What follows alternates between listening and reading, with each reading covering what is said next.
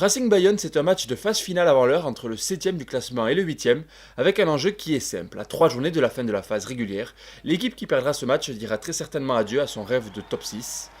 Le promu bayonnais n'a pas grand chose à perdre, il vient à l'Arena décomplexé, tandis que le Racing a la pression. Les franciliens habitués aux phases finales n'ont pas le droit à l'erreur contre l'Aviron. Devant leur public, les joueurs de Laurent Travers réalisent un début de match très sérieux et ils mènent 6-0 peu avant la demi-heure de jeu grâce à 2 pénalités de Finn Russell. Pour autant, l'Aviron enchaîne les actions dangereuses depuis quelques minutes, et après cette touche, les visiteurs enclenchent un ballon porté qui progresse. La défense du Racing l'écroule, l'avantage en cours indique M. Trenini. Marlon Yard tente d'y aller tout seul, mais il est refoulé par Gaël Ficou. Baptiste Egui joue les relayeurs, il sert Camille Lopez, l'ouvreur feinte la passe et délivre le ballon pour Guillaume Martoc, qui s'en va aplatir entre les poteaux, le premier essai du match. Ce premier acte est serré, mais juste avant la mi-temps, le Racing va mettre un coup d'accélérateur. Sur ce ballon rendu au pied par Tom Spring, Finn Russell décide de remonter la balle à la main depuis son propre camp. L'ouvreur feinte la passe, accélère, décale Max Spring, le grand frère de la fratrie joue bien son 2 contre 1 pour servir Nolan Le Garec qui se défait d'un plaquage et voit Vinaya Bossi à sa droite. Le 3/4 fidjien, arrivé dans le bon tempo, termine alors le travail et marque le second essai du Racing au meilleur des moments. En effet, il permet aux Franciliens de faire le break à la pause et de mener 13-7. A la reprise, l'Aviron a eu un gros temps fort mais n'est pas parvenu à scorer. C'est maintenant au tour du Racing d'avoir la possession près de l'embut basque avec une mêlée dangereuse. Le Garec sert Russell qui feinte la passe à gauche avant de servir Gaël Ficou à hauteur et le centre international en puissance vient planter le 3e essai de son équipe.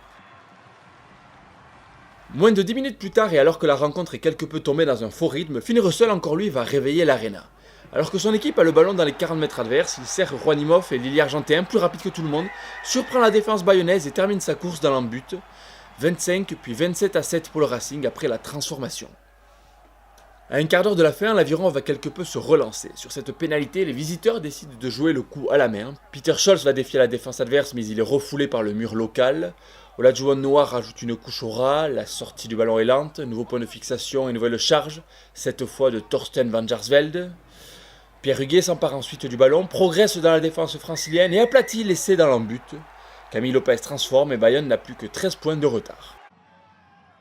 Mais les espoirs de l'Aviron vont rapidement être douchés, car 3 minutes plus tard, le Racing est de retour dans les 22 mètres basques. Camille Chat charge la défense mais il est stoppé net. Nolan Le Garec sort vite le ballon et observez la superbe combinaison entre Francis Hailey et Fabien Sanconi qui permet aux deuxième lignes de marquer un nouvel essai. Dimitri Zarzeski peut exulter sur le banc, le Racing creuse l'écart et il sait que son équipe ne pourra pas être rattrapée. Sanconi est félicité par ses partenaires, pour cause il n'avait plus marqué d'essai depuis novembre 2020. 34-14 après la transformation, Bayonne ne reviendra plus mais les visiteurs veulent sauver l'honneur. Thomas Delagaray qui a remplacé Maxime Machenaud à la mêlée part auprès du ruck mais il est plaqué par Baptiste Chouzenou qui gratte le ballon. Et là, tout va très vite. Gaël Ficou adresse cette longue passe pour Kamicha, le talonneur porte la balle puis attaque la ligne. Il parvient à faire jouer autour de lui avec Francis Hailey, le central black est stoppé, mais Antoine Gibert arrive à hauteur et c'est finalement Kichone Kamikamika qui termine le travail en plongeant dans l'embut de l'Aviron. 5e essai déjà pour le Racing qui déroule en cette fin de match. 3 minutes avant la sirène, nouvelle possession pour le Racing dans les 22 mètres de Bayonne. La mêlée ne peut pas se jouer, coup franc, et Antoine Gibert décide de le jouer à la main. Les 3/4 combinent avec Francis Hailey puis Finn Russell, le ballon arrive jusqu'à Warwick Gallant qui joue bien son 2 contre 1 et permet à Vinaya Abossi de s'offrir un doublé avec un magnifique plongeon en coin. 46-14 avant la transformation, c'est la fête à l'Arena.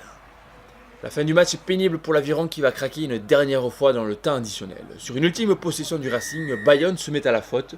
Gaël Ficou prend alors le ballon, décide de jouer la pénalité à la main et surprend la défense adverse pour marquer le 7e et dernier essai de son équipe. Finn Russell passe la transformation et le Racing s'impose avec le bonus offensif face à l'Aviron, 55-14.